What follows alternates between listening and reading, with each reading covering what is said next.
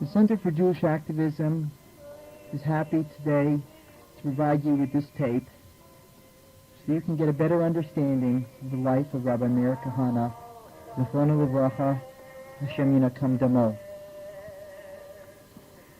On the 18th of Cheshvan, Rabbi Meir Kahane was taken from this world.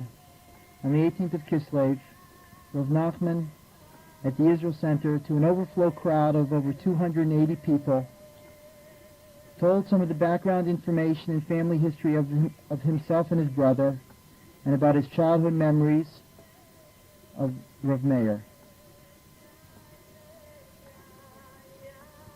We hope this tape is an inspiration to you, and that you will pass it on and share it with the hundreds of people that couldn't be there to hear it. And we apologize to the 100 people that were outside that couldn't get in that night. The co-directors of the CJA. They are Menachem Gottlieb and Abraham Scheinman. First we'll hear from Menachem Gottlieb.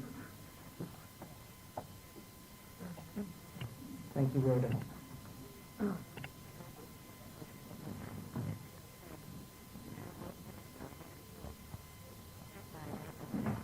In the book of Yirmiyahu, chapter 31, verse 6, "For thus says the Lord, sing with gladness for Yaakov, and shout on the hilltops of the nations. Announce praise, and say, O Lord, save thy people, the remnant of Israel. Behold, I will bring them from the north country, and gather them from the ends of the earth." Today Hashem is bringing his people back home, bringing them back from the north country, Russia. Just 2 days ago in the newspaper, 26,500 immigrants have arrived in the last month. Hashem is bringing back not just a few, cities of people back to Eretz Israel. We are living in a wonderful time, the time of redemption.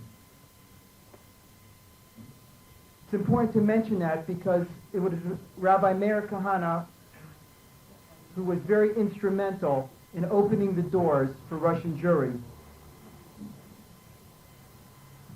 And the fruits of his labor is being seen today.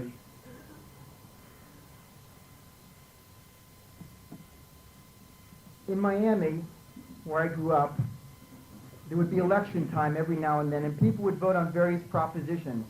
And they would go into the voting booth, and they would vote yes or no, Proposition 1, yes or no, Proposition 2. For Rabbi Meir Kahane, it was always a question of Kiddush Hashem or Chilul Hashem. That was the issue. Chilul Hashem, as he would explain, comes from the word halal, means vacuum or emptiness.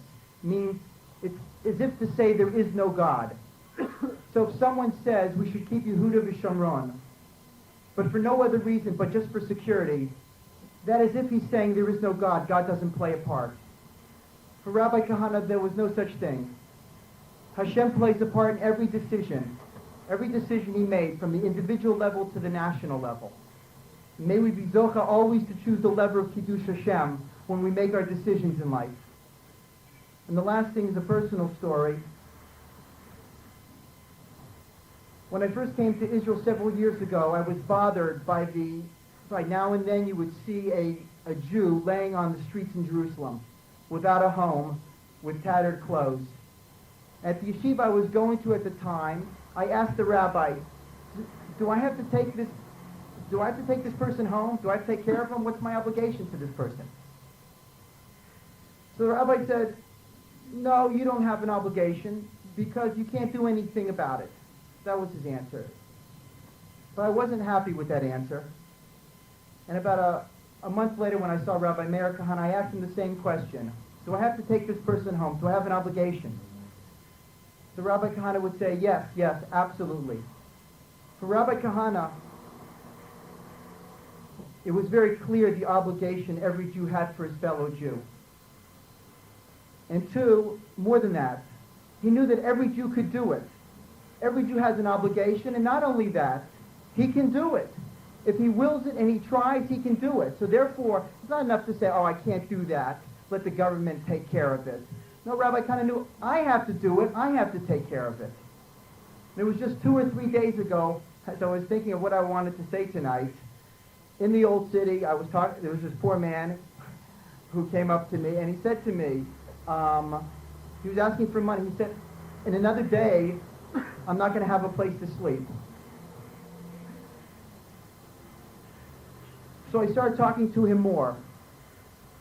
And I found out that the church was helping him.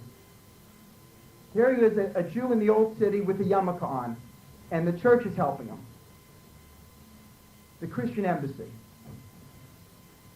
And he has 6 brothers in America, some of them religious, some of them not religious. And he had tattered clothes. So I took down, I feel I have to, if I'm going to say what I'm going to say tonight, I have to help this man. So I got the names of his brothers, and I called them up in America, and they were concerned about him. And I called some social workers here, and God willing, together, we'll be able to raise the money to have somebody with him and put him back on his feet in another few months. And so if there's nothing that we come out of this evening with except for the fact that every Jew should go out and find a poor Jew and take him home and clothe him and feed him and stand him up on his feet. And if we do that, we should do that because we have an obligation from the Torah and in memory of Rabbi Meir Kahane. Thank you.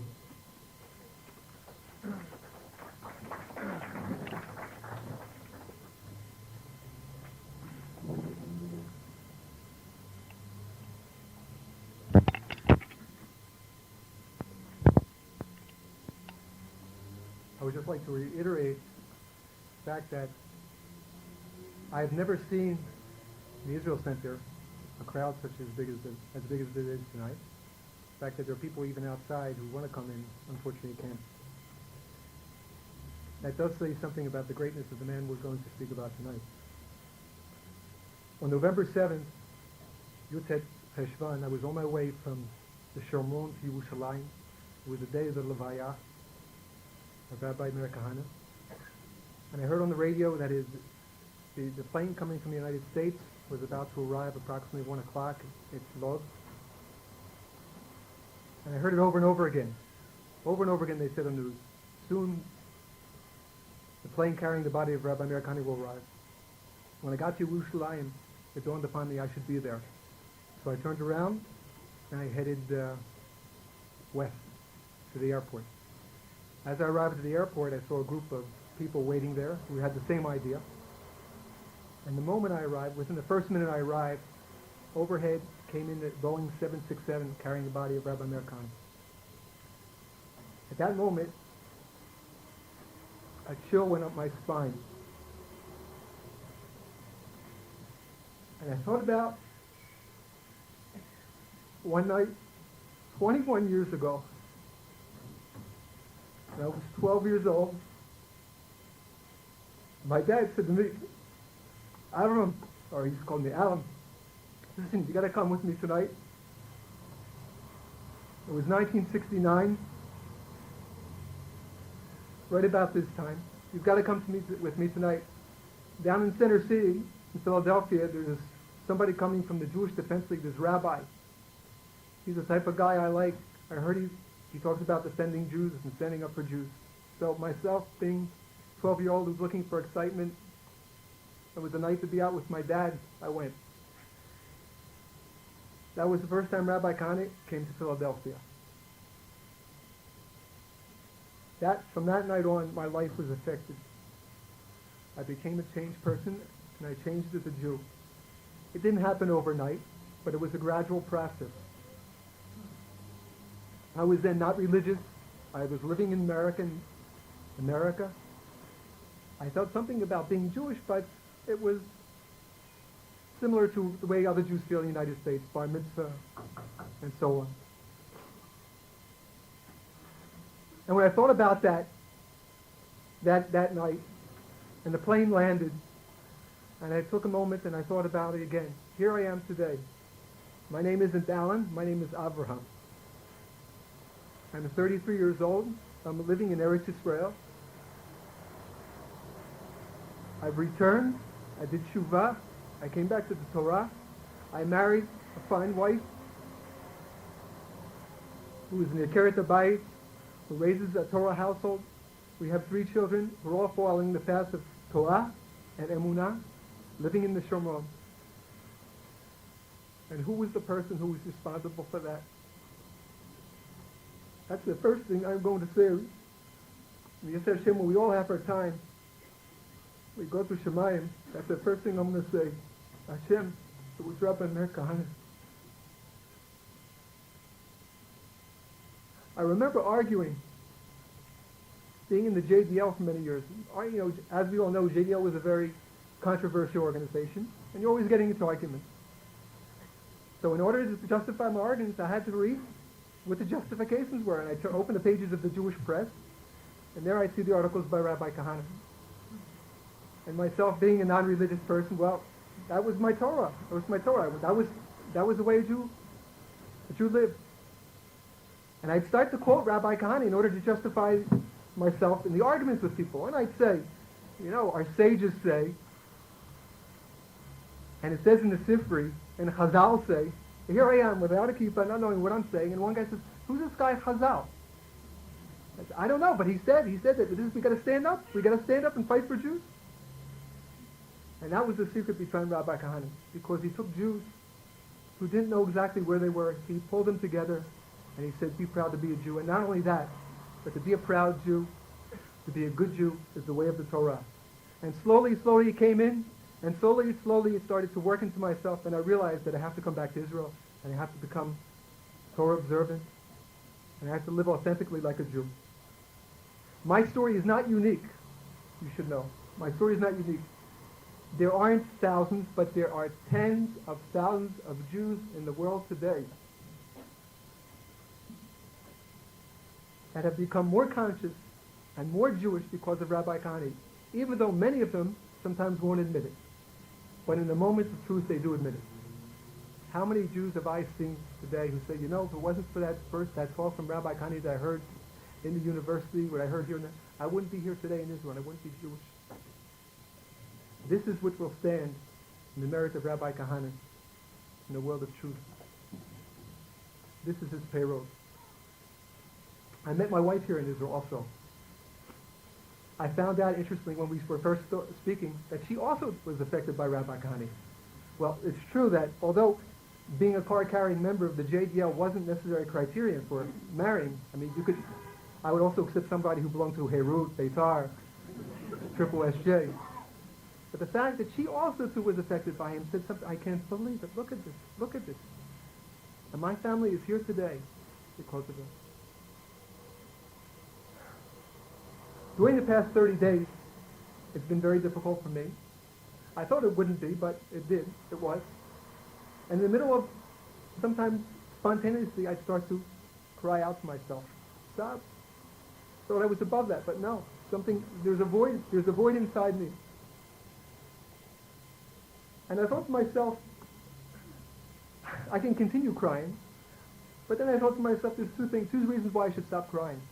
Number one, Rabbi Kahane is now in the world of truth, and he's not bothered by a lot of the things he was bothered here. He's not bothered by the journalists, the clay tikshor, the people who want to accuse him and cause him sorrow. But he's in a place where his deeds and his actions and his Mesirat Nefesh is indeed recognized for the greatness that it really is. And secondly, I just imagine Rabbi Kahane saying to me, Avram, stop crying already. Stop making such a big deal. Will you get out and do something? That's what he'd say to me. Because he wasn't big on second. Stop with the memorial. Stop with all the big things. Get out and do something. Put yourself on the line for the Jewish people. So I remember that, and I pull myself together. Get out of it. And I think that's the message that we have to learn from Rabbi Kahane. I think, it's very nice when we all feel sad, and we all feel touched and hurt and angered, whatever. But that's something that if we just let it stay at that, and it stays like jet lag, and if we go back to being our normal selves, well, I don't know how much that is achieved. What we have to do is realize there's a message here. And I believe the message is to renew and rededicate ourselves towards Israel and the Jewish people, in whatever way it is. Everybody knows what they really have to do. There are a lot of important projects out there for the Jewish people. Many things have to be done, and it demands Mesirut Nefesh, it demands time. It means sometimes risking one's personal interest. And that really is the message of Rabbi Kahane. Ultimately, it's the Mesirut Nefesh and it's the self-sacrifice that is going to bring Mashiach. And the sooner we learn that, and the sooner we're willing to put ourselves out, the happier we will be. In conclusion, I just want to say that anybody who's keeping a sensitive ear open within here, Yerushalayim, know that in the world of the spiritual world, in the Mekubalim, there's some very, very astonishing things said about the passing of Rabbi Kahane. It's not the time or the place to say anything now, but you should know a great soul has passed.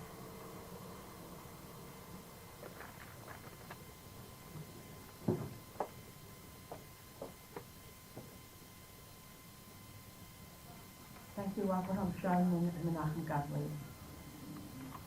I spoke today to Seder Kahane, Rabbi Nachman's wife, who's here with us this evening. She told me a little bit about her husband. That the two of them were only brothers. There was no one else. These were the two boys in the family. Rabbi Nachman is 6 years younger than was Rabbi Meir. Rabbi Nachman made Aliyah in 1962, and Rabbi Meir followed him in 1971. Rabbi Nachman studied history and political science, and he's a teacher of Talmud in many schools around the country. He's written 24 books on the Talmud. They're well known.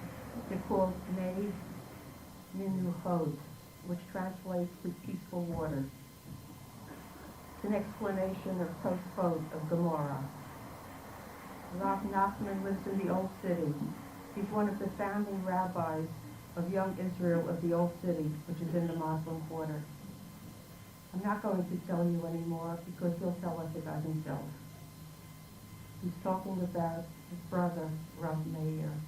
Ladies and gentlemen, please welcome Rabbi Nachman Kahane.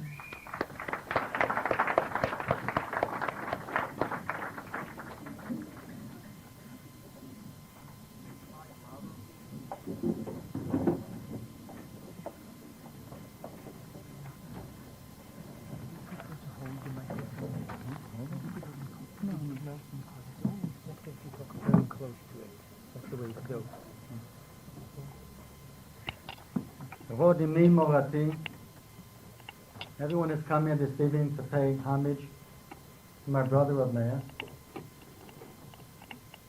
One of the greatest assets that a human being has is his right to privacy, without outside intrusion. But the greatest and most awful of all intruders is the Malach HaMavet. The Malach HaMavet exposes the deepest, the most guarded emotions of a human being, and he forces them out. Perhaps this is what the Torah means when it says that someone who passes away creates tumah in the house, and therefore people remove the most private possessions to get them out of the tumah. Also part of the exposure of coming out from yourself and being part of the public. Our family is a very private family. We respect our privacy. We guard our privacy. But Meir was a public figure. He was not a private man. And therefore, I accepted this invitation to speak to you this evening, to open up a little bit the door of our home and try to explain to you and even to myself what created Meir Kahane.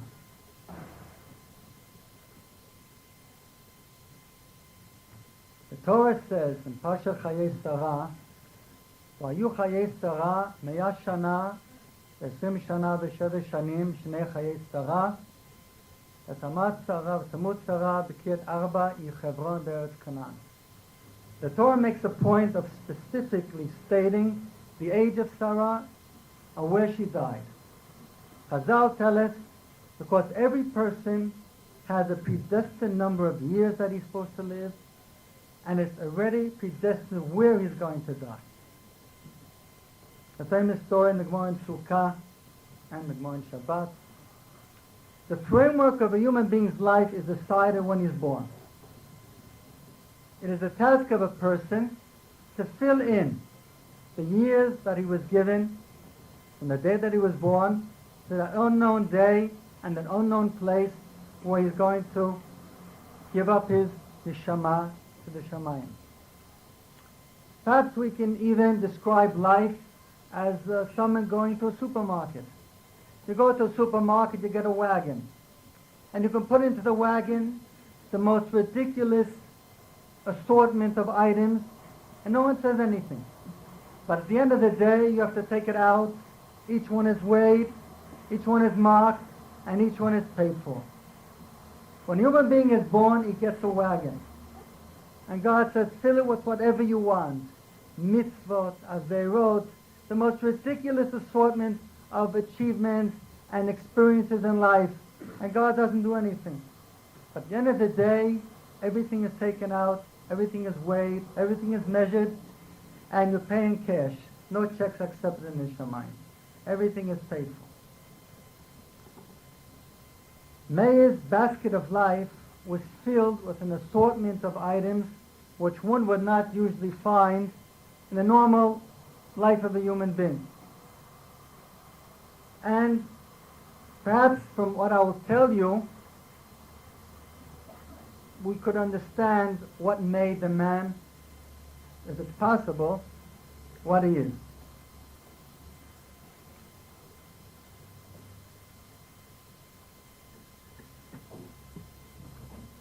A human being is created or formulated by three things.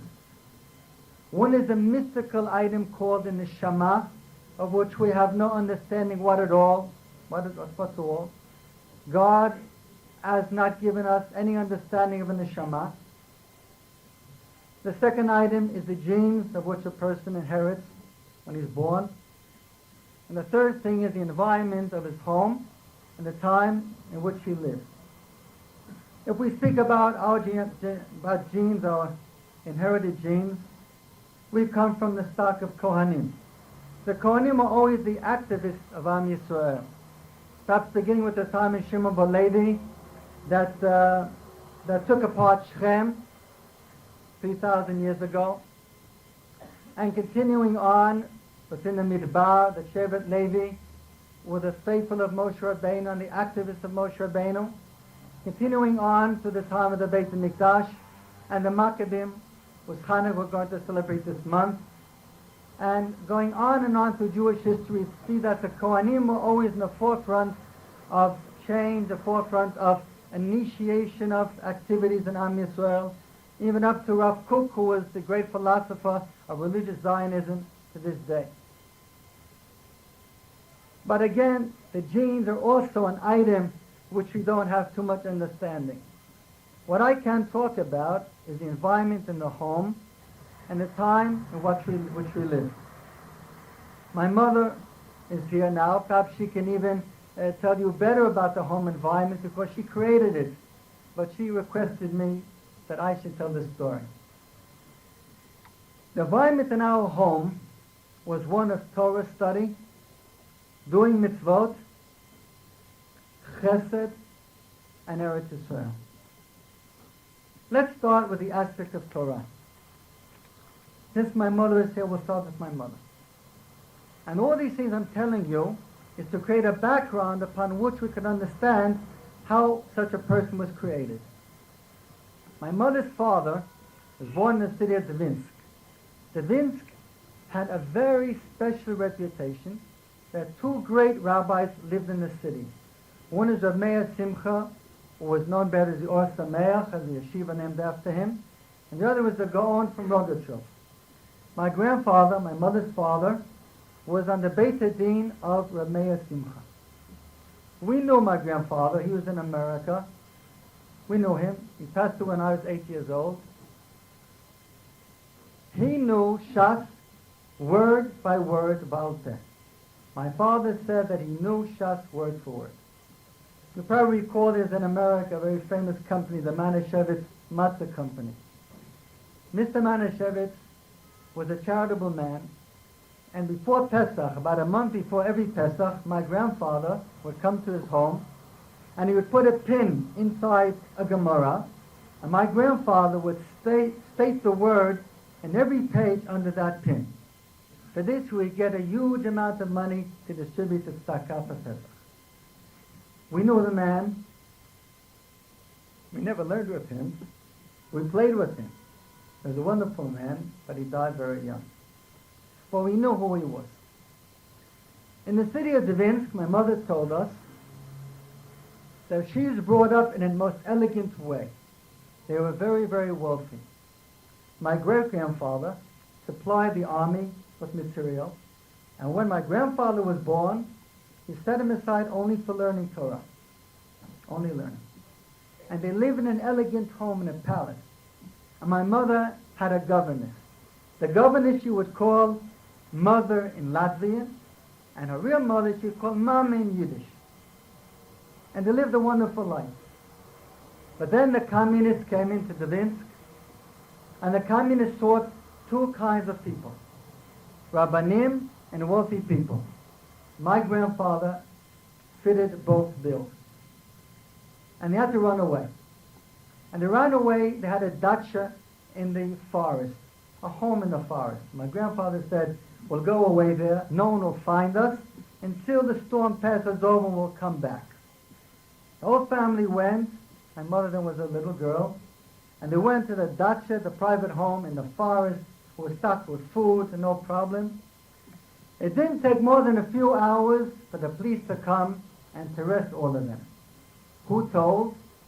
The governess that lived in the house for so many years, that brought up my mother, that was called Mama in Latvian. And this story was known to us. It rang a bell someplace in our mind, that there's a limit how much you can trust going.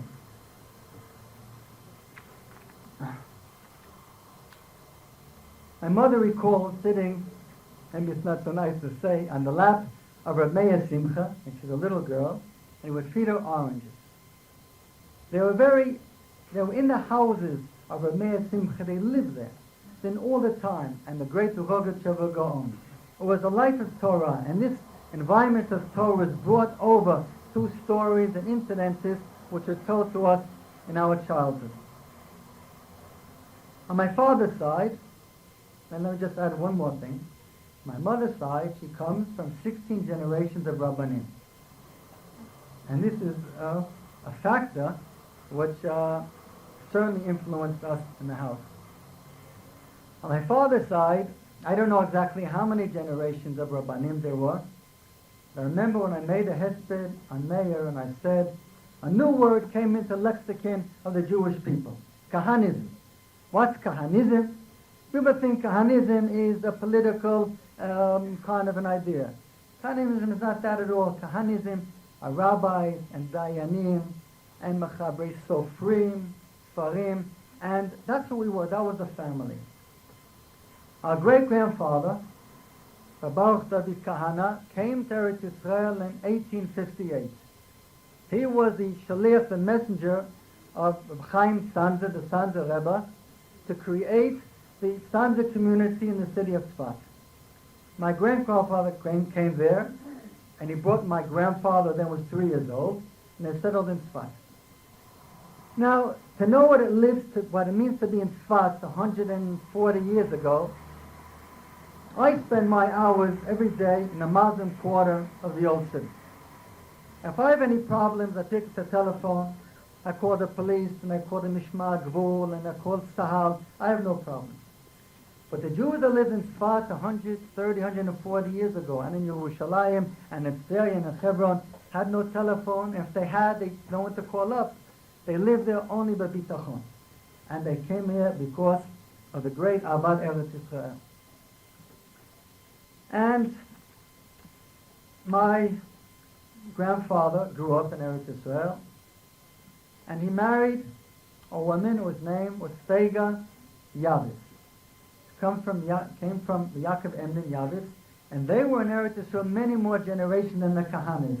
So I would imagine that my grandchildren would be probably the 15th generation in Eretz Yisrael today. My grandfather had 5 sons and 3 daughters. And I tell you this because these things they radiated in our home. We lived in America on the suitcases, as people would say. We always knew we were coming to Eretz Yisrael because we lived there, Eretz Yisrael. Just to tell you some incidences of the Kahane family in Tzfat, let me simply mention 2. We had a cousin, his name was Levi Kahane. He lives today in Tel Aviv. Levi Kahane was in the 1930s. He was the commander of the Haganah in the 1930s in Tzfat. At that time, the city of Tzfat was built in such a way that the Arab community lived on top of the hill, top of the mountain, the Ashkenazi community in the middle, and the Sephardic community on the bottom. And they got word that the Arabs are planning an attack on the Jewish area, going to come down from their area on top of the mountain and attack the Jews living in the middle of the mountain and the bottom. The Jews had no weapons to speak of, and how do you defend against such an attack? So Levi Kahane told every person in the city of Tzfat they should boil shemen, oil, boiling oil. When the Arabs start coming running down in the narrow alleys of Tzfat, to pour the oil on the Arabs. And that's what they did. And they broke the attack, and Tzfat was saved. And this is true. They saved the city of Tzfat with boiling hot oil. In 1939, we had an aunt named Tzipora. She was married to my uncle Mordechai. Tzipora was returning from Haifa to Tzfat from a wedding in a taxi. And the taxi came to where Carmiel is more or less now, and was attacked by the Arabs. Tzipora was killed, my aunt, and her elderly mother. 2 other cousins were killed. And there was her daughter, Tzippora's daughter, then was 3 years old. The mother fell on her, and the Arabs didn't find her, and she's living today near Tveria. A week later, Shlomo ben Yosef, who was the first Jew that was hung by the British, planned the revenge of the death of my aunt and the other people in the car. And he went to Rosh Pinah, and he had a rifle, and he fired upon an Arab bus. He didn't hit the bus, but it was enough for a Jew to have a rifle and to shoot in order to give him a death penalty. The British caught him, and eventually was hung. The first Jew to be hung. And this story came to us. We knew about it. We knew that the blood that was shed in Eretz Yisrael by the family, and this also radiated into our consciousness. There's something else that happened. When my father was 12 in Tzfat, it was towards the end of the First World War, and the Turks were retreating from Eretz Yisrael. And when they retreated, they took everything which is edible, and they left the local population to die. And in the city of Tzfat, to add to all the troubles that they had, the typhus famine broke out, and people literally died in the streets in the city of Tzfat. And as I said, my father was 12 years old. He had to study. There were no institutions in Eretz Yisrael. All life was an upheaval in all life. There's no order at all.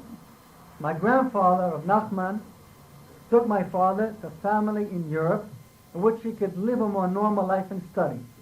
And he took him to the town of Auschwitz. We had a large family in the city of Auschwitz, which is in Galicia, southern Poland. We had a large Kahane family in that town, which is later to become the notorious town which had the camp of Auschwitz. At the end of the war, I recall in 1945 or 46, one last remnant of the Kahane family of Auschwitz came to America. She was a woman. I remember the day that she came. I was a little boy at that time, but I recall the terrible crying in the house. And my father would ask, what about this person? He's no longer alive. And this person, no longer alive. And this one is no longer alive. She was the last remnant of the entire family in that city. This also added something to the nature of what happened in the house. We were a house of Eretz Yisrael. We know what anti-Semitism was about. We knew what it meant to sacrifice Eretz Yisrael. And this was the environment in which we grew. Let me say a few words about my father. He was a rabbi in the neighborhood. Flatbush, but not Flatbush of today, it was Flatbush of 50 years ago.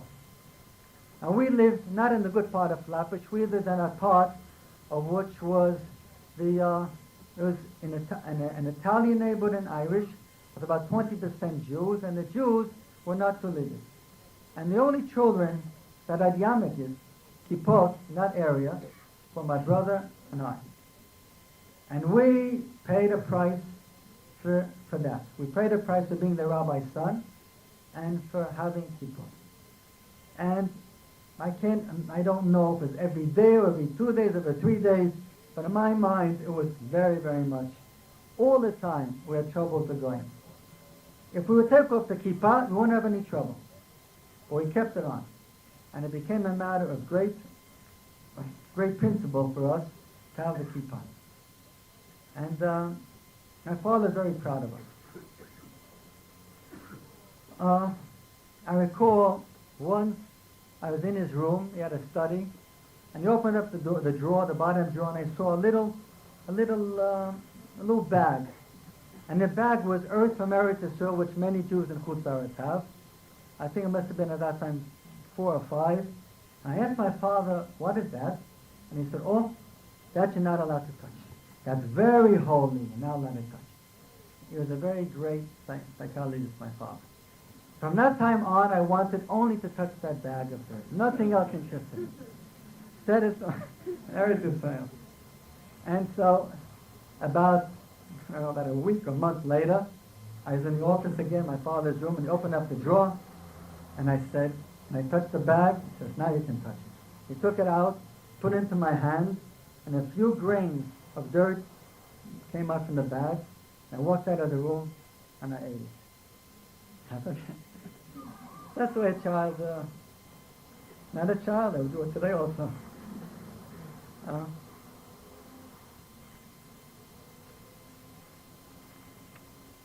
Actually, I want to speak about my brother, and I will, but maybe only one incident to say about what my father was. I think that I was the only child that's ever thrown out of kindergarten in the New York school system. It's not a great way to start an education, but it's a fact. We lived, as I said before, not in a Jewish neighborhood, and yeshivot were very far away from us. So in kindergarten, my parents put me into PS 177 for the year.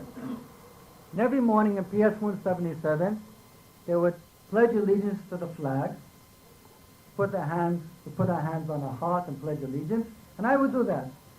But then they would sing a song, which one line was, "Land where my fathers died, land of the pilgrim's pride." And I wouldn't sing it. Why? The teacher, the Kahane would say, "Why don't you sing?"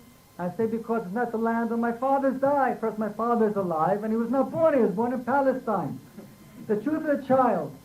I couldn't understand. Why should I say something which is not true? And every day it was like an open sore. Will he sing? Won't he sing? Every day. And I didn't sing. I pledged allegiance, that I understood, but I wouldn't sing land where my fathers died. Then it came about November, December, and they started making decorations for Christmas things. I didn't do anything. I said like this. Why? It's not my holiday. And everybody would paste and cut and do it, and I would say like this. It's not my holiday. At this point, the principal thought it better that I leave the school, and he called my father, and he suggested that he takes me out of kindergarten. My father didn't know anything what was going on. And then he was told, and then we walked out of the office. I remember he gave me a kiss. He said he didn't know the whole thing, and he gave me a kiss. He said, "I'm very happy," and I stayed home. I was also very happy.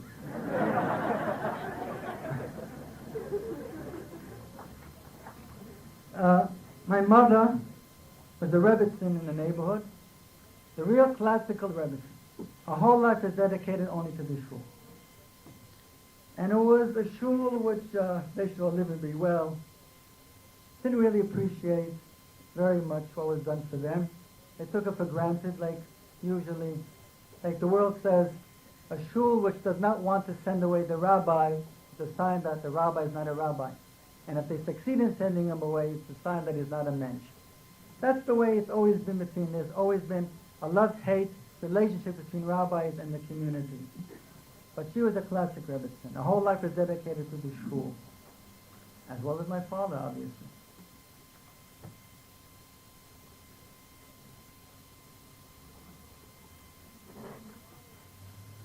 My father was a member of the revisionist, which is the Jabotinsky movement in the 40s, which was like the father group of the Etzel in Eretz Israel. And this had a very great influence upon us.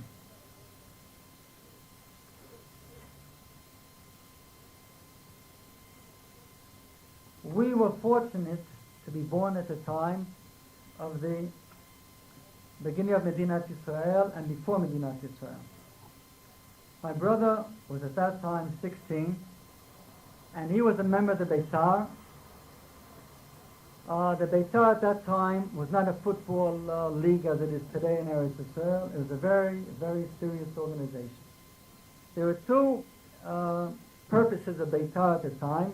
One was to raise money, which to buy arms to send to Eretz Israel. Because as you probably recall, the United States clamped an embargo upon all arms leaving America to Eretz Israel, just when we needed it the most. And the arms are bought in a clandestine way by money which is raised, among others, but also by the Beitar. And the Beitar had another purpose. They had a military camp to train people who would eventually go on to Palestine and Eretz Israel and to join the Etzel and to take part in the fight against the British. Meir was 16, and wherever he went, he always rose in a very short period of time to the top. And he was, they would sled me along. They would take me along. I was 10. And he gave me the job to raise money. My job is to raise money. How does a boy 10 years old raise money for Eretz Israel? The only way is you have to go to the people that have the money.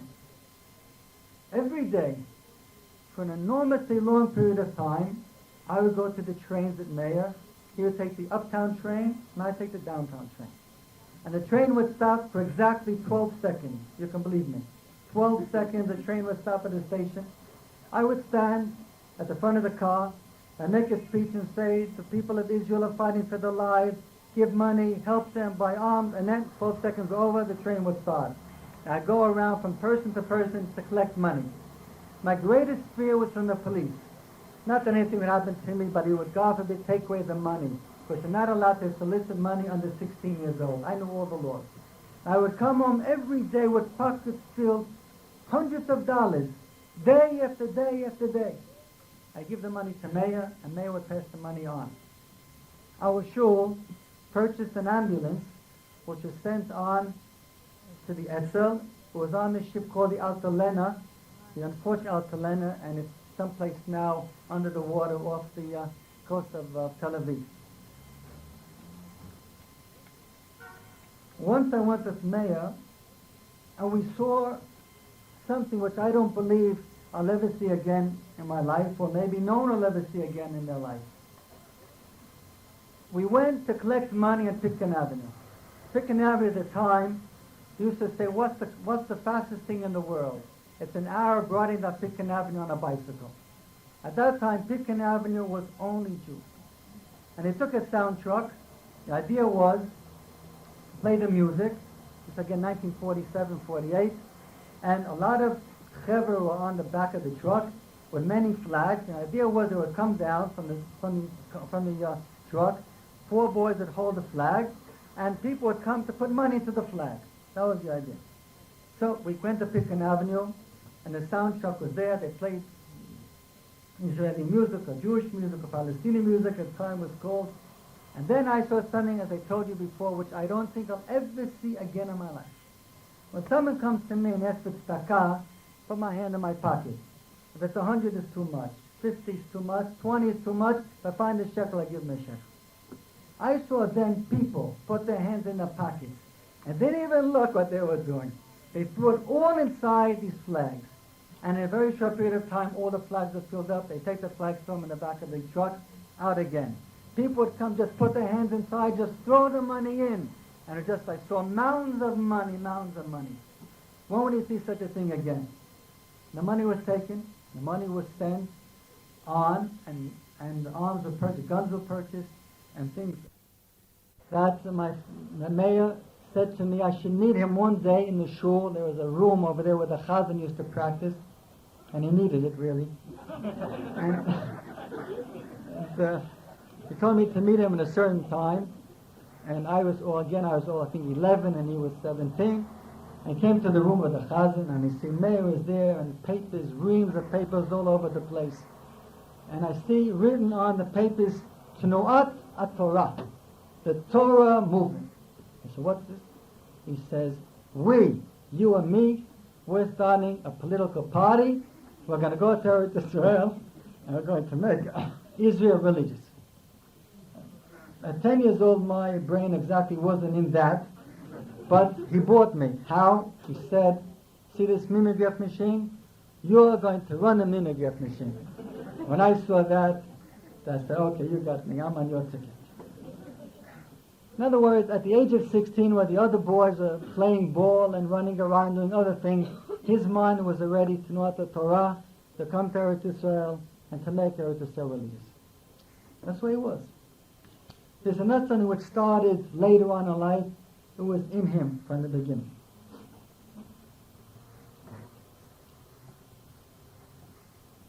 After, when the state was already declared and Beitar was already something which was not so necessary, Meir transferred over, became a member of Bnei Akiva. That time it was called Shomer Dati. And again, in a very short period of time, he rose to a position of leadership. And there he made a very definite earthquake, a revolution in Bnei Akiva.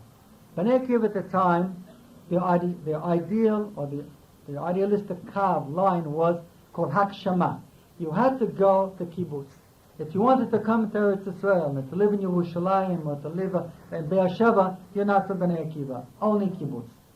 And when he entered the Bnei Akiva and he became one of the leaders, he had this ideological fight to struggle to change this basic ideological facet of Bnei Akiva, and he was successful to a point, and inroads were made, and the change to some point.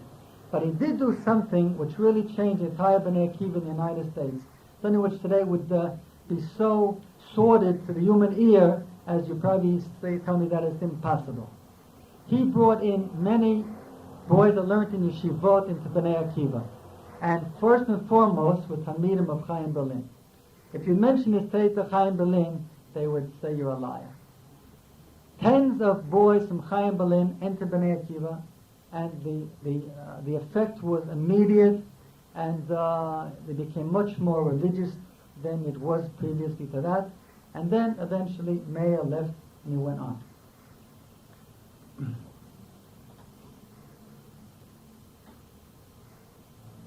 He studied at Yeshivat Meir in Brooklyn, and he received smicha from Rav Kamenovich Zechat Tzaddik Lebracha, who was a Rosh Yeshiva of the Meir Yeshiva in Brooklyn. At that time, he studied in Yeshiva during the day and university at night, as was the case of many Yeshiva boys at the time. And he had a chavruta when they come back from night school. By the way, let me just say night school. Night school has a very negative kind of a sound to a person's ears. Night school is true, is always a much lower standard, but the night school of Brooklyn College has one of the highest ratings in the United States. Why? Because there's so many yeshiva bochum learning in night school in Brooklyn College. He would come back at about 11:30 or so, and he'd have a chavruta. He would learn from 12 o'clock till about 2 in the morning. A very good friend of his, whose name is Avram Silbert, who eventually came to Eretz Israel, and he was a Maggid Shia here in Kfar Oeh, and he became the Rosh Yeshiva in the Bnei Akiva Yeshiva in Be'er Sheva, and he passed away about 10 years ago. And I imagine that now they're learning together in the Shemayim. Meir went to law school, and he had a master's in international law, which is something which most people were not aware of. He was very erudite, very educated in almost everything. At a certain point, I think it must have been in 1957 or 58, Meir came to Eretz Israel. He came on Aliyah, and here he met Rav Herzog, chief rabbi then, Rav Herzog offered him to be the rabbi in one of two places, in Kiryat Gat, which is a city which was just beginning at that time, or in Kibbutz Sa'ad. And he went to Kiryat Gat, he went to Sa'ad, and he was planning to stay, but unfortunately he became ill, and he had to return to the United States, and came back. When he came back to the United States, we began learning together. In order to make it possible for him to learn, he at that time was married and had three children. He did something which aroused the ire of my parents at the time. He bought a newspaper route in Long Island, a monopoly on newspaper route, to deliver newspapers. He would work from 4:30 in the morning till about 6 or 4 to 6, and then he'd be free the entire day. And this permitted him to learn Torah. And my parents were not exactly overjoyed by the idea, but he didn't care. If he can work for 3 hours in the day and learn the rest of the time, that was good enough for him. And we did this for about 3 years or so, and we learned every single day. At that time, we also began writing for the Jewish press. The Jewish press at that time was only a shadow of what it is today. Remember, the whole printing thing was from a little basement in Brighton Beach, nothing like what it is today. And many people attribute the success of the Jewish press to what it is today to Meir's writings. There is a very interesting aspect over here which people don't know about. There was a time in these years that there was a newspaper strike in New York City, and one newspaper was still publishing, I think it was in Long Island something, and Long Island Press. And he wrote for them under a name, an assumed name, and he was a sports writer. People don't know, he was a mumch in everything. And he said in one of the most enjoyable times of his life. And he used to write the sports column under a different name until the strike stopped and the other sports writers came back. Very enjoyable time. I recall one incident. I came to my house, to my parents' home. I think I was already married at that time. And I saw that our father was in a very, very difficult, very upset state of mind. What happened? He had in front of him an anti-Semitic newspaper called Common Sense. Common Sense was published in New Jersey by a Catholic priest by the name of Father Kahane. And it was a rabidly anti-Semitic newspaper. The American version of the Stürmer. And my father said it would be a mitzvah if somebody would get rid of this newspaper.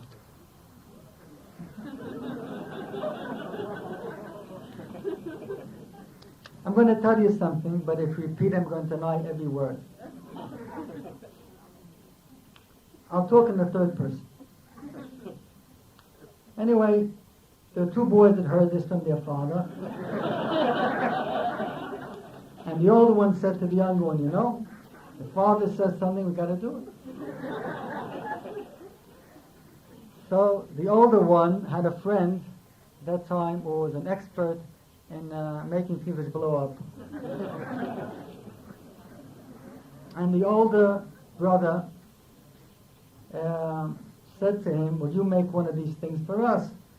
And we'll place it on the doorstep of this newspaper. So the person said yes. And the older brother went, not mentioning any names, and I deny the whole story. It's entirely fictitious. He went with the younger brother to the public house of this place, and he timed the traffic lights. How you make a getaway, and how do you get into the Holland Tunnel as fast as possible. And the facts were recorded, and the thing was done again and again, and everything was down to a mathematical formula. The day before this was supposed to happen, and I hate to disappoint you, the person that made this thing, which makes a lot of noise, was doing a doctorate in Columbia University, and he informed his two brothers, and he said that he's so close to his life's goal, and if something should happen, he should be caught his whole life to work, and therefore he wants to renege, and so the whole thing went down, so I'm sorry to disappoint you. But maybe the bomb did go off. I don't know. Find out for yourself.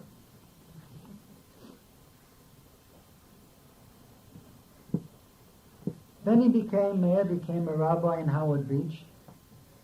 And the problem in Howard Beach was that he was too successful. He started influencing the children, making them religious, which is not so bad. But the children started annoying their parents, lighting candles on Friday night and Shabbat, and now going to the car, and all kinds of things like this, which no one's really interested in. And they gave him an ultimatum. He has to stop teaching the children. Meir could have taken the ultimatum. He already did his. He already sent a lot of boys to yeshiva. He already made the shul, an Orthodox shul, and he kashed out the kitchen. He did his.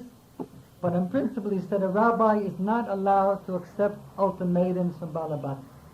So he said, I refuse to accept the ultimatum, and he had to leave the position. Then became a rabbi in Rochdale Village, and other things which I don't recall. At this period, I came to Eretz Israel. It's 1962, and at this time, I didn't see Meir till 1967, for 5 years. We corresponded. Sometimes we called, but mostly we corresponded, and because we were very close. We were so close that we were able to communicate even without talking. He'd walk into a room, and I'd see look on his face. I know everything. His mood, what he's going to say. Are we going to fight today? Are we going to be friendly today? What? When I say fight, I need to say, political fight. We never fought. But I knew him like a book, just like he knew me. So even though we were apart for 5 years, but it was really not being apart. At the end of the 6-Day War, a few days after the war, Meir came to Eretz Israel. We lived at that time in Netanya. And he said, I'd like to make a tzedakah fund, a fund for charity. I'm going to send you some money, and you'll give out the money. Okay. I figured I'll send about $50 every 6 months, and I'll give out the money. All of a sudden, started coming thousands of dollars every week. The bank manager, where I had the cheshbon, couldn't believe his eyes. I had so much money, I didn't know how to get rid of it in a proper way. Halavai, we should all have this problem. So in order to do this, I always thought he had the more difficult problem, raising the money, but I had a more difficult problem. So I created a network of people in different areas of life. I had a very good friend who was a doctor in the Tzanchanim already, who's never passed away. And he was my funnel for soldiers and widows and these kind of things. I even had someone who was in the Torah Karta. He was my man in the Torah Karta. We made an adoption fund in Me'achot, which we sent many tens, if not maybe 100 or 200 young boys and young girls to high school. So I have 4 years to high school. We paid for them. We gave out so much money that we even stopped counting. And everything, not one penny of course was taken off for expenses. We also give money. Our door was never closed. My wife can give witness to this. Day and night the money came and the money was given out. All kinds of walks of life. I recall one incident at a time, which is very, very emotional. There was a man in Yerushalayim whose wife contracted kidney disease, and she needed dialysis. So she went at the time to Hadassah Hospital, and this is the time when Hadassah Hospital, there are very few machines in the country at all. And the doctors told her husband that they're sorry that there's no room for on the machines. So the husband said, what's going to be with my wife? And the doctor said, 100 people die a year from lack of machines. 101 people will die next year. So this case came to me, and they needed $7,500 to buy a private dialysis machine for our home, to be able to do it in our own home. I picked up the telephone. I said, Meir, $7,500 I need as soon as possible. And I told him the story. About 3-4 days, the latest a week, a check came, $7,500. That's not the end of the story. At that time, money couldn't buy a machine because there was a long waiting list for these machines in the United States where they were produced. And the money, I took the money, I gave it to Rabbi Soloveitchik, lives in Yerushalayim. He passed it on to America, and they found a doctor there in the United States was very high on the list to buy this machine. And he chose voluntarily to give his place to this woman, and he went back to the bottom of the line. He would say he said he would use the hospital machine for the coming 2 years till he gets back to the top of the line. The machine came to her to Israel. She lived 5 years with the machine, and she married off. She was over to see several children. Were married eventually. She died. I took the machine back. That was the agreement, and it was passed on to the nephrology department of Shaarei Tzedek, where the machine is to this day. And there's so many things that this fund did, and mostly, I'd say 90% of the money which was given out, the recipients never knew where it came from. It came from Meir. He was a very great Gaon in tzedakah. Now, in this period of time, in these 5 years or so, that I was here and he was there, it's an area of time which is a little bit clouded as far as my information is concerned. But what I know, I will tell you. Meir began an organization in Washington for political and economic research, to do research for government ministries or departments in the United States. And in the time when he was working in Washington, the FBI approached him and they said they would like someone to infiltrate the John Birch Society in Pennsylvania. They'd like to know what's happening there. So Meir assumed a name, actually the same name that he had when he was a sports writer in the United States. And he entered the John Birch camp in Pennsylvania. Obviously, he wasn't able to wear a yarmulke at the time, or to wear his tzitzis out. He didn't go. In a short period of time, he became the vice president of the John Birch Society in Pennsylvania. In less than a year. He would do it at Jewish Yiddish Cup. And then he had all the information, all the people, all the plans, what they're going to do, their financial infrastructure and the organization infrastructure. And he went and he handed over to the FBI and he returned to be Mayor Kahane again. But this was the beginning of the Jewish Defense League.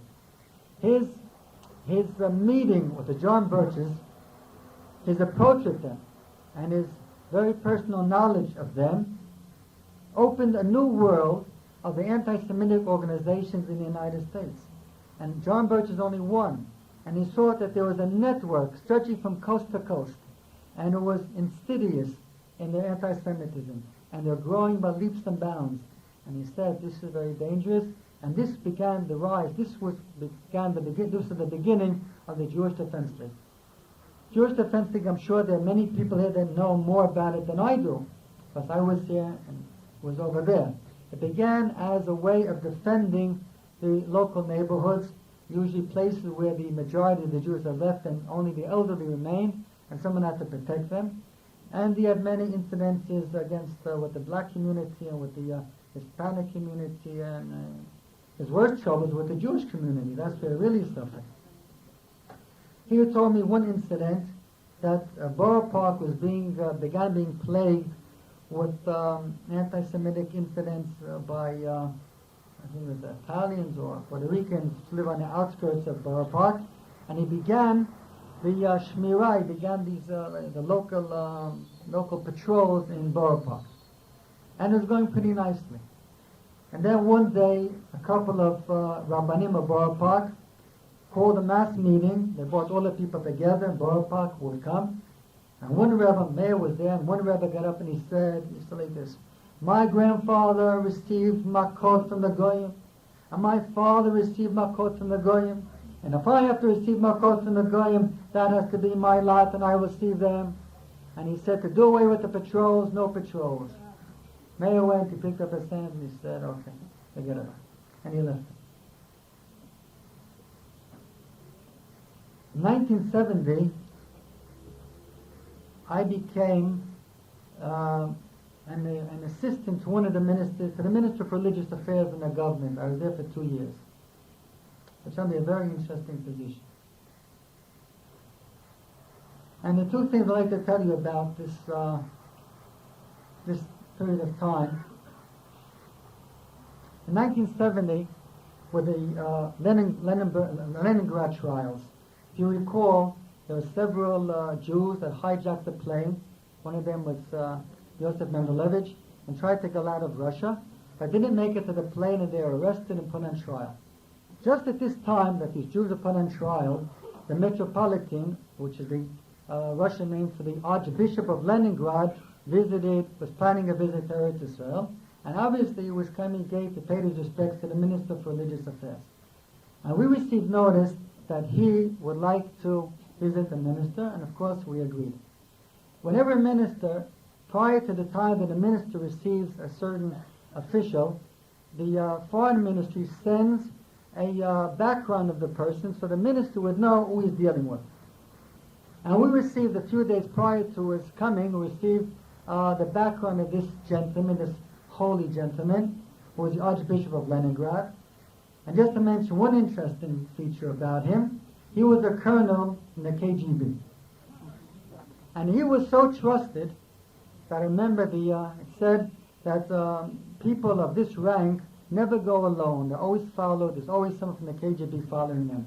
But he's such a trusted member of the group that he can go alone wherever he wants. The big day came, and the man arrived. He was as wide as he was tall. He was a mountain of a man. And then he wore a long blue velvet capote on him. And he had a big cross on his chest. And he came, and we know that he spoke English fluently because it said so, the dossier said so. But he started in the office, and he was talking only Russian. So he was sitting there, and the minister and I was saying, what would be if Meir and his brother would take a chair and just hit it over the head of the Archbishop of Leningrad? First of all, I get a great letter from my brother, he said, but on the other hand, what about the 7 people on trial in Leningrad? So I was sitting there, going like this and going like that. Yes, I'm going to do it. No, I'm not going to do it. And you all thought that I was either agreeing what they're saying or disagreeing what the minister was saying. But that wasn't really the case. At the end, the Yetzer Hara conquered the Yetzer Tov, and I didn't do it. I received a letter one day from Meir. I also denied the story. If repeated, I never said it. He sent a letter, said that every group in the United States has a minor or a major arsenal of arms. Only one group has no arms, that's the Jews. And you'd like to build some kind of something in case something happens. Something in case something happens. And he would like me to help him. Obviously, he meant I should use my position to try to help him in this area. I would never do such a thing, never in my life. And but I never like to say no to Meir. I wouldn't always say yes. The Japanese, they never say no, but they never say yes. I didn't say yes, but I didn't intend at all to do it. But in some way, I'd have to go between the raindrops and not get wet. To be able to be Yotzei Yedei Chova, to do something and yet not succeed, and to be Yotzei, like I said, in every way. So I called him Mr. Begin, and I asked him for a meeting. He gave me a meeting, of course, as the assistant to a minister, no problem. The next day I came and met with him. He's a very lovely man. He said to me, what do you want? And I started telling him, I said, you know, Mr. Begin, in the United States, all the groups in the United States have things to help them in case of difficult times. The Jewish people don't have anything to help them. And Begin interrupted me and says, I must interrupt you. If I would know that this is the reason for the meeting, I never would have agreed. Do you realize the implication of Medinat Yisrael helping Meir Kahane in this area? I said, Mr. Begin, let me finish. I never intended, never for 1 minute, that Medinat Yisrael should do anything. All I want is one little thing from you. In the 1940s, you had people that helped you in Europe and South America to acquire the things that you needed. Just give me the names and addresses, no more than that. And Begin got up and he said, I'm very sorry for this meeting because whatever I say is no good. If I say yes, it's no good. If I say no, it's no good. And I'd be very happy that we should just erase the meeting from ever happening. Now the reason I repeat this story is because there are some publications which are made, especially one book which is published, that said that I sent to Meir at that time 300 Carl Gustav submachine guns. I wouldn't know a Carl Gustav submachine gun from King Carl Gustav. I don't know what it looks like even. And how they got the number 300, maybe it was 400, maybe it was 5, maybe it was 1,000. Then it was 300 Carl Gustavs.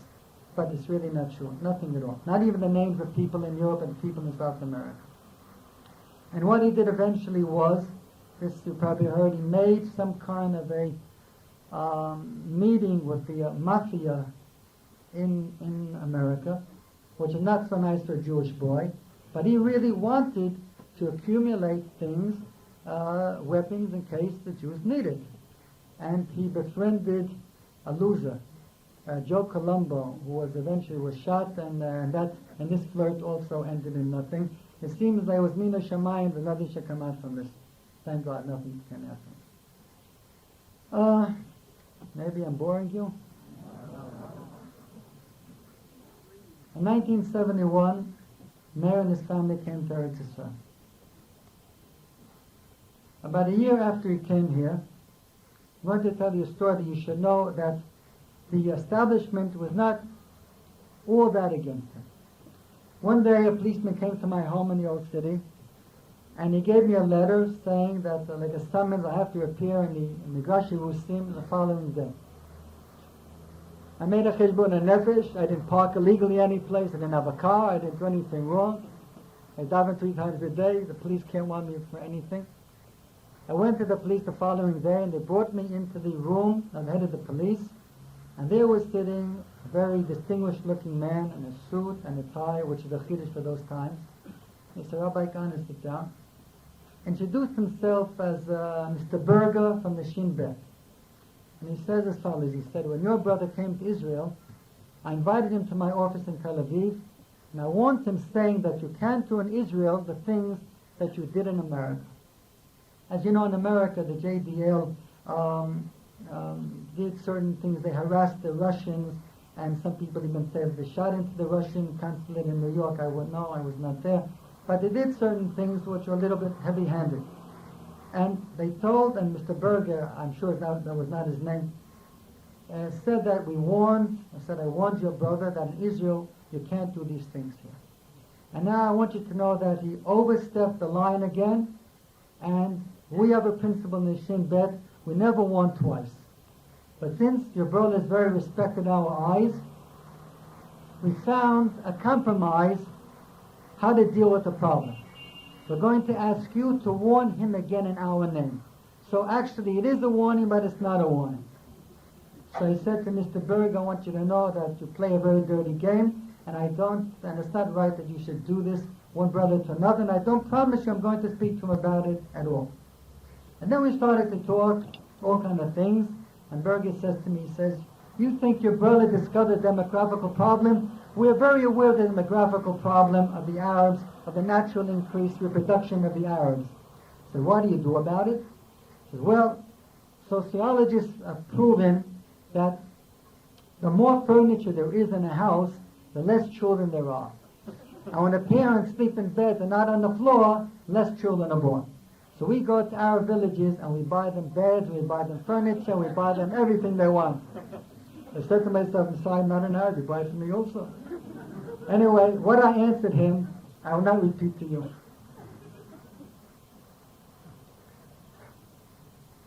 And then I left, and I didn't mention it to my brother. Not sure, Ad Hayom Hazeh doesn't know.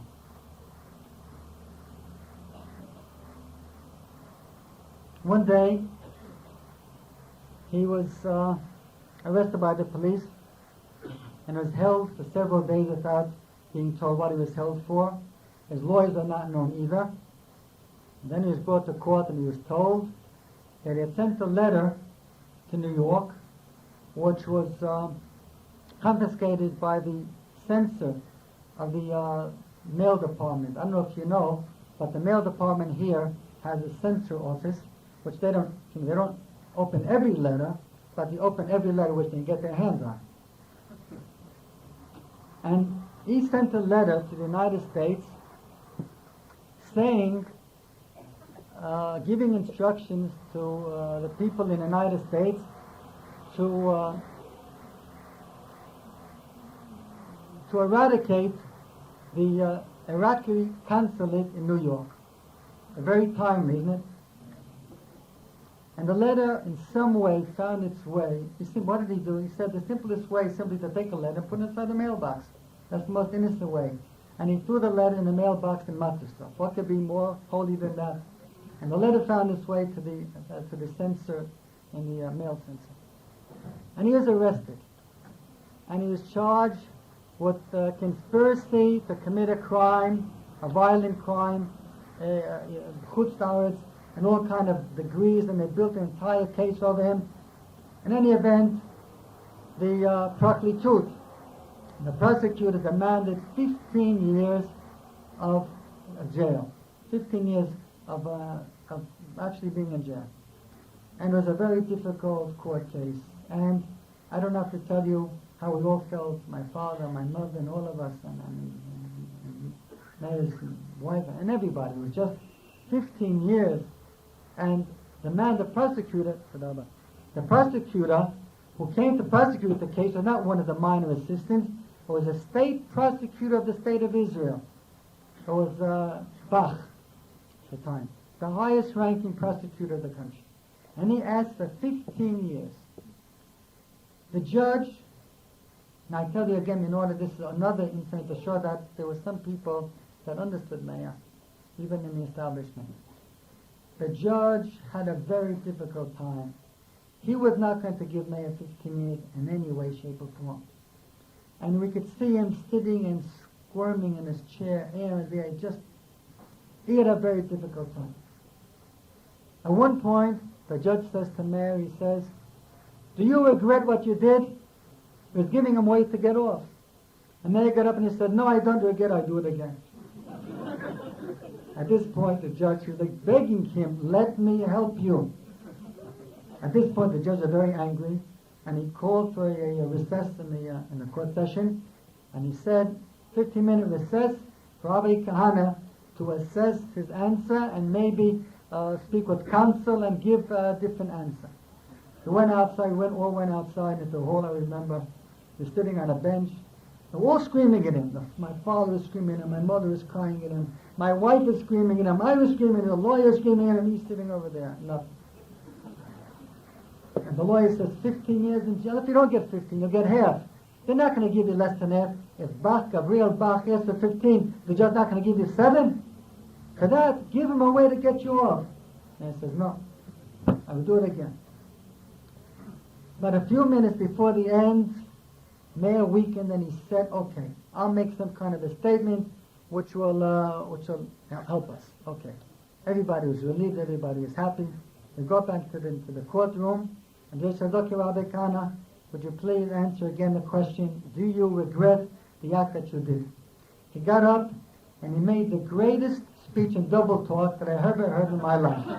He spoke for 5 minutes, and at the end no one knew, did he regret it or didn't he regret it? It was nothing at all. We heard words, but we didn't hear anything. At the end, the judge gave him 2 years suspended sentence. I can't tell you the look on the prosecutor's face. It was just devastating. It never happened. Unprecedented that a prosecutor could ask for 15 years in jail and get 2 years suspended sentence. Never happened before. Okay. When this was over, Meir went back to the United States for a visit. When he got off the plane, he was immediately arrested by the FBI. What happened? He was on Kahane. He was on a conditional, he was on probation in America for another case, and the condition was he's not allowed to have any dealings with firearms of any sort for, I think, 5-year period. And the fact that he had done what he did in Israel to give such an order, this was called that he violated his probation order in the United States. It was not a nice thing to do. And he was given a year in jail in Allenwood. But when he was given this year in jail by the judge, Meir said, I have to eat kosher. According to the Bill of Rights, I have a right to have kosher in jail. And they called up Allenwood, the court, and Allenwood said, we have no provisions at all to give someone kosher. We don't know what kosher is at all. And so they let Meir stay in a halfway house for a couple of months, like 2-3 months, until they were able to make provisions in Allenwood for kosher food. After this time, about a couple of months, he was taken to Allenwood, and there he had kosher food. He was given a job to work in the kitchen. The first job he was given was to clean the institutional, to make a toaster. He wasn't exactly careful. It slipped out of his hands and it broke. From this time on, they said, you're not for work. Take it easy. And so he stayed in the kitchen, and he would help the other inmates write letters of petition for their rights in jail. At this time, he created, being in jail, he created a national organization of Jewish prisoners, being in jail. And he made a shul in the jail, and they made Achnasat Sefer Torah. They came from New York, all in a period of 6 months when he was in jail. And this shul unfortunately, is a very functional shul ad hayom hazeh in Allenwood. In fact, I'm even told that some people are fighting who sits in the Mizrach in that jail, who's the more important. And then he was released and he came back home.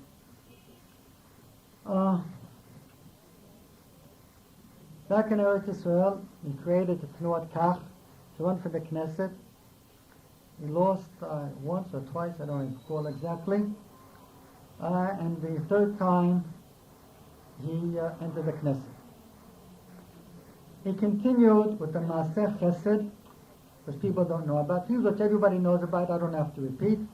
But he gave an enormous amount of tzedakah. In fact, till his last day that he was in Eretz Israel, every morning, a long line of people line up in the morning in front of his door with tzedakah, and no one would go out empty-handed. Sometimes he would simply cry to me. He said, I have no money to give them. So he'd go deep into an overdraft, and he said, that's the worry of the bank. It's not my worry anymore. How they're going to get back their money, that's their problem. He gave it to tzedakah. The last time that he was going to run for the Knesset, he had great hopes, more than hopes. It was even statistically proven that he could be the third largest party in Medinat Israel. They talk about 5 to 9 to 10 seats, something in that area, 5, 6, 7, no one doesn't know exactly. And this worried very much the people in charge, and everybody knows what happened. Meir created something which was the apple of his eye, and which we would like to see continued also. He created a yeshiva. The yeshiva is called Yeshivat Arayon HaYehudi, the Jewish idea. And it's a very lovely yeshiva, very sincere people there. And that's the thing which we would like to see continued most in his memory. One of the Rishonim, Rabbeinu Tam, and with this I'm going to end, Rabbeinu Tam wrote in his book called Sefer Yashar, asked a very wonderful question, a little bit naive, but it's a very wonderful question that people should ask themselves. He asked, how do I know if God loves me? When you go to school, you get a report card, you get a tudah every shlish, every third. You know, you stand in the top 10% of the class or the bottom 10% of the class. You know where you're holding in the world. How does someone know where he's holding in God's eyes? If we say that life is good for him, that's not a proof at all. If life is bad for him, that's certainly not a proof. How does a person know if God loves him? Rabbeinu Tam says a very simple formula. He says, if you get the opportunity to do mitzvot, which are not usual, which are outstanding mitzvot, not regular kind of mitzvot, then you know that God is sending you this as a sign of love, these opportunities. He, in his 58 years, had the opportunity to do very, very great mitzvot. I think everybody would agree that he has a great deal to do with every Russian immigrant that comes to Eretz Israel. As was said here before, tens of thousands of people were brought closer to Yiddishkeit because of him. The enormous amount of tzedakah that was given, charity, and so on and so forth. And this was a sign that God really loved him, the opportunity. Let me just stop here. If you want, I'll answer your questions, but just one general statement, which is, there's a lot which I didn't tell you, obviously. My problem was not what to say, my problem was what not to say. Maybe one day, the entire story of his life will be told. Maybe it will just go be recorded in the Shemayim and not known to man. Had he lived a little bit longer, if they would have given him a chance, we'd have had a different kind of Medinat Yisrael. But let me tell you, he had a very difficult life. He suffered. He suffered. He was angry. Even when he was smiling, he was angry. He was angry at what he saw. He was angry at the Goyim did to the Jewish people. He was angry at the no response of the Jewish people. I don't know if he was a happy man. I don't know if he was happy. I think that perhaps he was not happy in the knowledge that he was never able to really succeed in the things that he wanted. But that was not his fault. The material which he had to work with was a very difficult material. Moshe Rabbeinu, in some way, was also an unhappy man. Perhaps he was one of the most unhappiest men in the world. His greatest dream of coming to Eretz Yisrael was not realized. People like this, which always go from one effort to another effort, cannot be happy. This is what drives them on until the day that the Mashiach comes, and B'ezrat Hashem, Kriyat Hametim.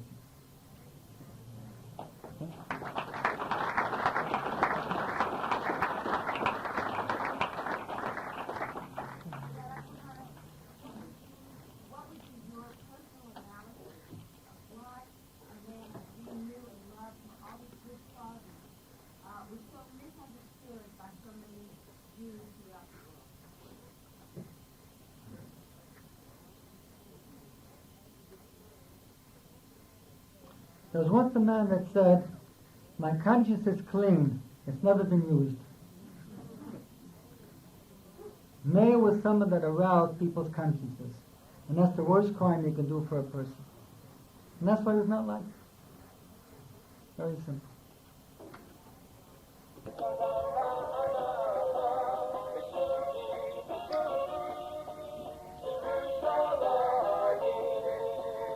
This tape has been brought to you by the Center for Jewish Activism.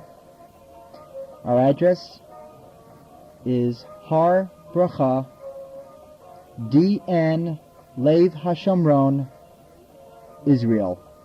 Our phone number in Israel, 053-77-498. If you're interested in becoming active, or you're interested in our summer programs for the youth from the ages of 18 to 30, on Jewish activism and Jewish leadership, please contact us. And a side comment, Rabbi Meir Kahane was once asked how he could keep on going, overcoming the obstacles that were placed in his path. And he said, you have to have simcha. You have to have joy. When Rabbi Meir Kahane was banned from the Knesset, never to run again, those who were waiting outside for the decision saw Rabbi Kahane coming out of the court singing and dancing. He was on the shoulders of his followers.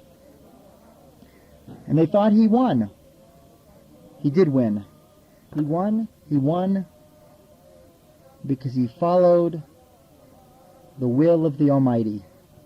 And whoever follows the will of the Almighty and fulfills his obligation to God is a winner.